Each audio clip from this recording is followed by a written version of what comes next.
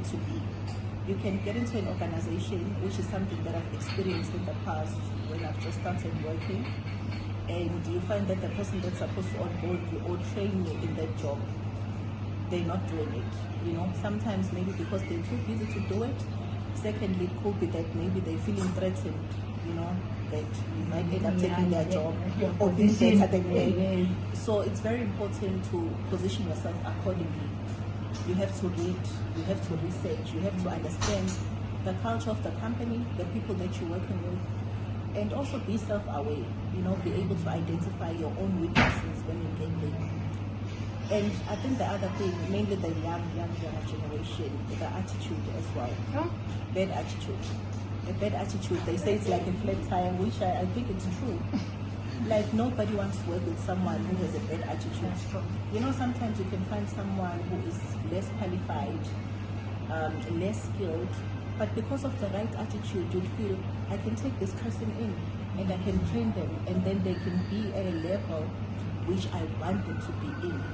But if your attitude is very bad, it goes back to not wanting to learn or the willingness to be open-minded and be willing to learn. It's very important to give yourself time to learn the organization, understand the culture, understand the people that you're working with. And also, it doesn't mean because you are an engineer or you are an IT specialist, if someone is asking you to make copies and then you say, I'm not here to make copies, I'm not an admin person, I'm not a receptionist, you know, because maybe that person is just testing you. That's true. They actually want at some point to empower you to a greater level. So I think that's another mistake that young people make. But I think the biggest thing that I've actually observed is the attitude. Yeah, I think to outline on that, I've seen in a lot of places, like different lot of places, most of them, especially the young people when they do internship, they go with that mentality of, I'm not a PA. Yeah, you understand? Like if the manager asks you to do like a just small task, you just say no, this is not outside of my job description. And sometimes just to check your attitude and your behavior on that. So you are putting it into the right direction that, you know, as us as young people, we need to make sure that we develop our right attitude, because we can have qualification, but if our attitudes are wrong, we're gonna fail in life. Or nobody will want to work with us because nobody wanna work with someone who's not coming to play the A game because I feel like I'm better than others because of my qualification. Yeah, I think just maybe to add on that as well, the other thing, like, you know, it's very important to find your voice at the same time, especially for us as women, because we are raised to, you shouldn't question things, you shouldn't question the norms, you should be submissive, like the less you speak, you're a good woman in a sense. And then you get in a boardroom now, you're not adding any value. But at some point, you expect to be promoted to a bigger position. You might be smart, but people won't know until you speak up, until you have that confidence to speak up in the boardroom. Express yourself. You don't have to be perfect, you know, but just, you know, your voice, you being heard, and people understanding, oh, okay, she can actually add value in something, even if we call him into other meetings. And also being proactive is very important. If you go into a meeting with your boss, you don't need to be told, please take minutes, please do this. And sometimes you even find that you end up taking minutes yourself because no one in your team is even thinking of that because they're not told. So it's very important to be proactive and taking initiative. That's how people actually recognize you.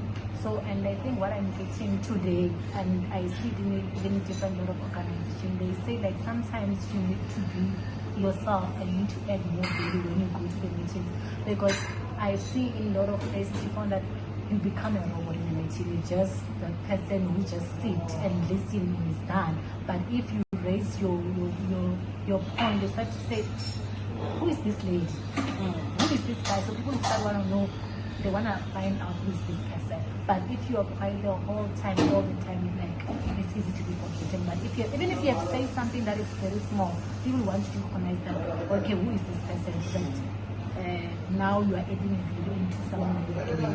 And then another thing that I want to ask you, what habits help you to become successful? It's praying, as I've mentioned before. I believe in prayer. I'm a strong believer believer of prayer because that's how I was raised. Thanks to my mother, or let me say thanks to my parents for that.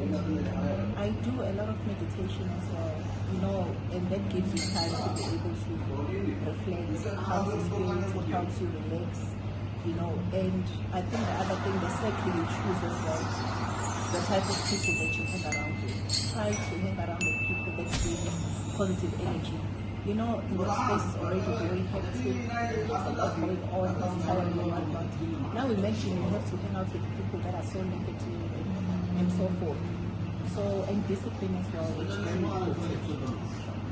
So, and one thing that I've just got now, that I think you need to pray for the spirit of discernment. I think in everything, so that when you enter a space, you know very well that it is a space for me or not, because God, you need to give us the spirit of discernment. And God can tell you if you are in the wrong place or the right place. And thank you so much to have a family that can pray for you on your behalf, because I can see to the young people, some they don't have that supporting structure that can pray for them. So I want to appeal to the parents that, they are doing the good job of, shaping the young lady, shaping our good doctor, if I can put it in the right way. So, because you are talking too much about prayer, so can you please tell us maybe one spiritual truth that that carries you? Yeah. So I think someone may can get something. Maybe found that this person is not a Christian, but when they hear your journey and they can see the scripture that works for you, maybe it can be something as well. For me, I'd say it's Romans 8, verse 32. That verse that says, or the scripture that says that nothing can separate us from the love of God. Wow. And it mentions a lot of situations, death and so forth, a lot of things that they actually mention there. So I'm not a perfect person and no one is perfect, but I always say there's one thing that I'm sure about. I know that God loves me no matter what. I know God is with me no matter where I am, no matter what I'm doing. Even before I go into that courtroom and I need to present, even if it's just maybe just the male colleagues or male executives. But I know that God says in His word, I will never leave nor forsake you. And with my journey, I'm coming from a deep rural area, and I'm not coming from a well-off family. And I'm the first doctor, where I was actually in the area where I was born, and even in my family. I'm the first person to have a PhD. So it just goes to show that God will amaze you, and His grace is sufficient for all of us. It doesn't matter what your background is, it doesn't matter where you're coming from. There's this other quote that's Lupita Nyong'o, when she was actually receiving an award, she mentioned on stage, she said that your dreams are valid. Wow. Your dreams are valid. It doesn't matter where you come from. And I think that's what young people actually need to understand. I studied non-SFAS NAMI, and now and then I'll be getting bursaries because I was doing the overseas. But there wasn't even enough money to actually study or take equitation, because my dad was sick and my mom was the one that was trying to push. But in life I made it, and you also have to push yourself as well. It's not only your parents that will keep pushing. You have to have the drive. Yeah, I think what I've seen today, or maybe what I've observed, that you need to survive through the hard condition. You never say because at home there's no money, I can't go to school. If you have a dream, as you say, your dream is valid, you need to make sure that you follow your dream and tell yourself that if you are the first person to pass matric at your household, make sure that you finish the matric. And if you're the first person to go to buses, make sure that you curse, if it's a curse, break the curse of the generational curse. Be the first person so that you know the generation that's coming after you. They can say, at least my mom was a doctor. I need to level up. You understand? Exactly. So it's not like starting from the scratch. Exactly. Yeah. So yeah, I agree with you. And the other thing, maybe just as a follow-up on what you say, it's also about lifting others up. It's not only about you shining. So I'm very passionate about mentoring young girls. There are quite a few girls, though it's not a structured mentoring program, but it's something that's very close to my heart, because it gives me joy when you see a young person achieving something and you've actually been mentoring them. That's true. And you've been part of their journey, and you know the challenges that they're facing, and you know the challenges that you went through as a young girl. you know how to navigate, so you're able to actually guide them better.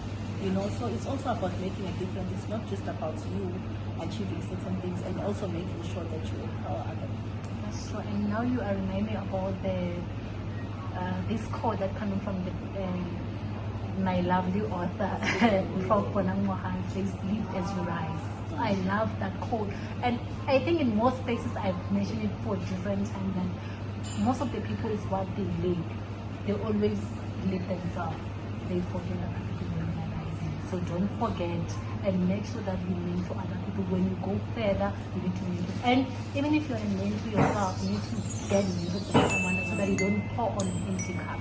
Because life is not easy. Sometimes when you're down, your mentor can lift you up so that you can be able to lift the other people.